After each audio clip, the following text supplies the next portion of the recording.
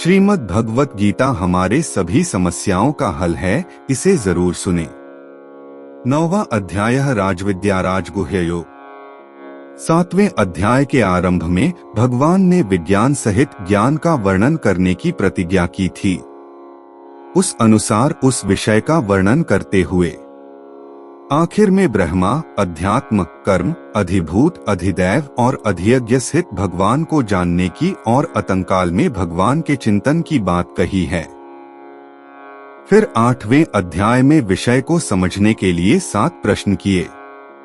उनमें से 6 प्रश्नों के उत्तर तो भगवान श्री कृष्ण ने संक्षिप्त में तीसरे और चौथे श्लोक में दिए, लेकिन 7वें प्रश्न के उत्तर में उन्होंने जिस उपदेश का आरंभ किया उसमें ही 8वां अध्याय पूर्ण हुआ। इस तरह 7वें अध्याय में शुरू किए गए विज्ञान सहित ज्ञान का सांगोपांग वर्णन नहीं हो पाने से उस विषय को बराबर समझाने के लिए भगवान इस 9वें अध्याय का आरंभ करते हैं। 7वें अध्याय में वर्णन किए गए उपदेश से इसका प्रगाढ़ संबंध बताने के लिए भगवान पहले श्लोक में फिर से वही विज्ञान सहित ज्ञान का वर्णन करने की प्रतिज्ञा करते हैं। श्री भगवान बोले हैं, तुझ दोष दृष्टिरहित भक्त के लिए इस परम गोपनीय विज्ञान सहित ज्ञान को पुनः भली भांति कहूंगा, जिसको जानकर तू दुःखरूप संसार से मुक्त हो जाएगा। यह विज्ञान सहित ज्ञान सब विद्याओं का राजा, सब रहस्यों का राजा, अति पवित्र, अति उत्तम, प्रत्यक्ष फल वाला, धर्मयुक्त साधन करने में बड़ा सुगम और अविनाशी है। हे परंतप, इस उपर्युक्त धर्म में श्रद्धारहित पुरुष मुझको न प्राप्त होकर मृत्यु रूप संसार चक्र में भ्रमण करते रहते हैं।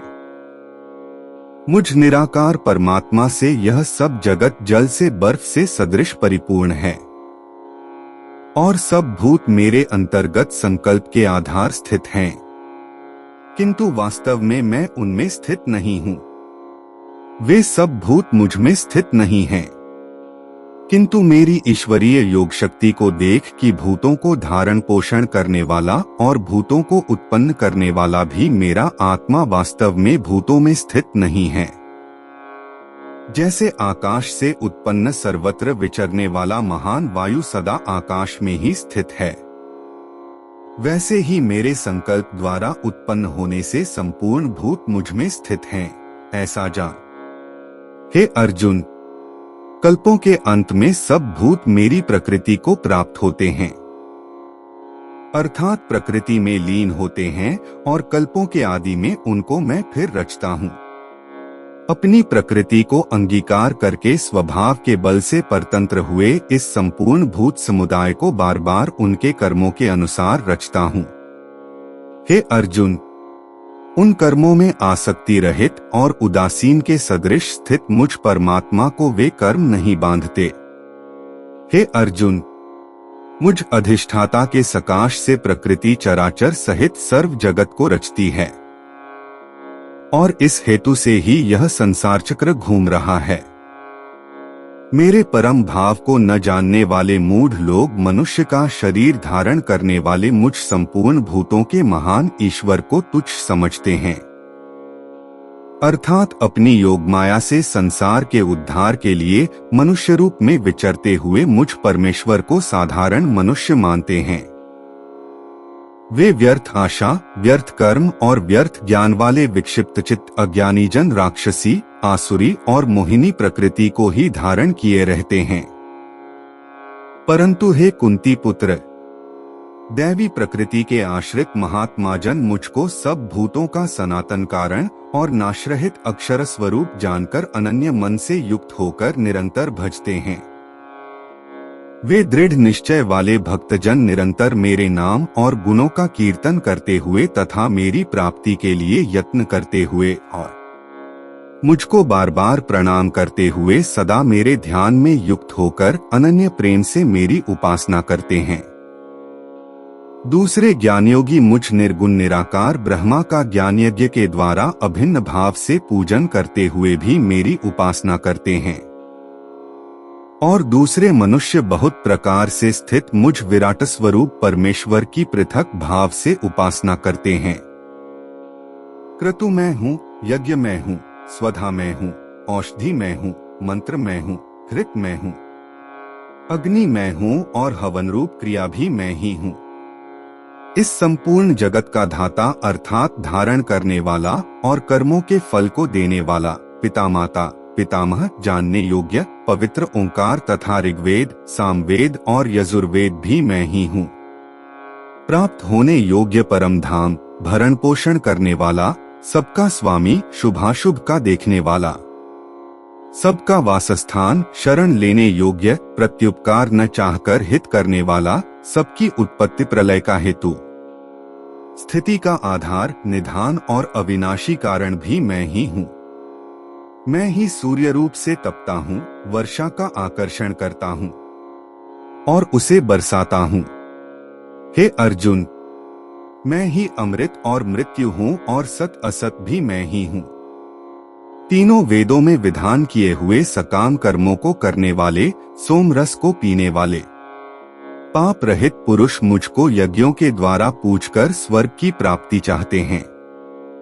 वे पुरुष अपने पुण्यों के फलरूप स्वर्गलोक को प्राप्त होकर स्वर्ग में दिव्य देवताओं के भोगों को भोगते हैं। वे उस विशाल स्वर्गलोक को भोगकर पुण्य क्षीण होने पर मृत्युलोक को प्राप्त होते हैं।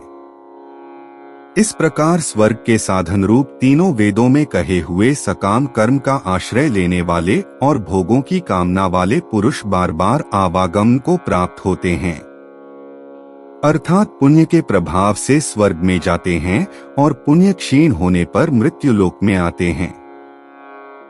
जो अनन्य प्रेम भक्तजन मुझ परमेश्वर को निरंतर चिंतन करते हुए निष्काम भाव से भजते हैं, उन नित्य निरंतर मेरा चिंतन करने वाले पुरुषों को योगक्षेम में स्वयं प्राप्त कर देता हूँ। हे अर्जुन, यद्यपि श्रद्धा से युक्त जो सकाम भक्त दूसरे देवताओं को पूजते हैं, वे भी मुझको ही पूजते हैं, किंतु उनका पूजन अविधिपूर्वक अर्थात अज्ञानपूर्वक है, क्योंकि संपूर्ण यज्ञों का भोक्ता और स्वामी मैं ही हूँ। परंतु वे मुझ परमेश्वर को तत्व से नहीं जानते, इसी से गिरते हैं, अर्थात पुनर्जन्म को प्राप्त होते हैं। देवताओं को पूजने वाले देवताओं को प्राप्त होते हैं, पितरों को पूजने वाले पितरों को प्राप्त होते हैं, भूतों को पूजने वाले भूतों को प्राप्त होते हैं और मेरा पूजन करने वाले भक्त मुझको प्राप्त होते हैं।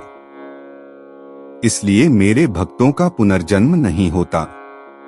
जो कोई भक्त मेरे लिए प्रेम से पत्र पुष्प फल जल आदि अर्पण करता है, उस शुद्ध बुद्धि निष्काम प्रेमी भक्त का प्रेम पूर्वक अर्पण किया हुआ वह पत्र पुष्प आदि में सगुण रूप से प्रकट होकर प्रीतिसहित खाता हूँ।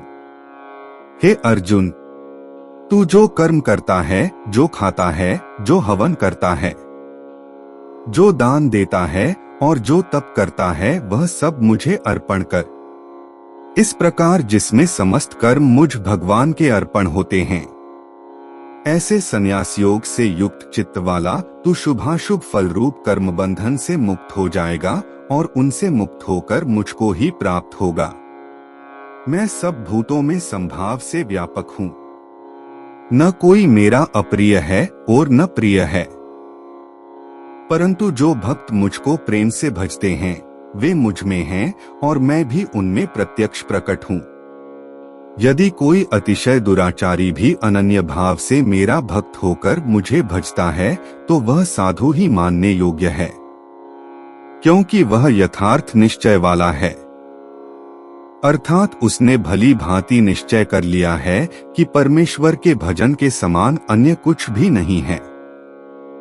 वह शीघ्र ही धर्मात्मा हो जाता है और सदा रहने वाली परम शांति को प्राप्त होता है।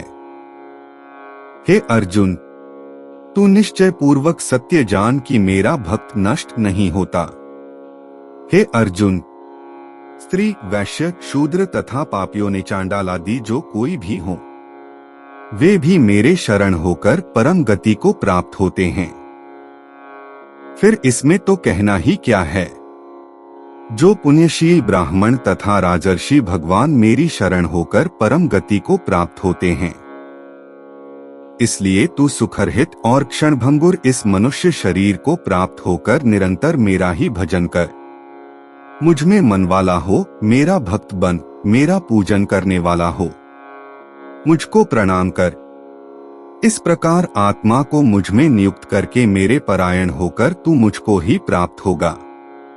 इस प्रकार उपनिषद, ब्रह्म विद्या तथा योग शास्त्र रूप श्रीमद् भगवद गीता के श्री कृष्ण अर्जुन संवाद में राजविद्या राजगुह्य योग नामक 9वां अध्याय संपूर्ण हुआ। दोस्तों, उम्मीद करते हैं आपने इस वीडियो से बहुत कुछ सीखा होगा। अपने दोस्तों तक इस वीडियो को पहुंचाएं। मिलते हैं अगली वीडियो में अध्याय 10 के साथ। जय श्री कृष्णा।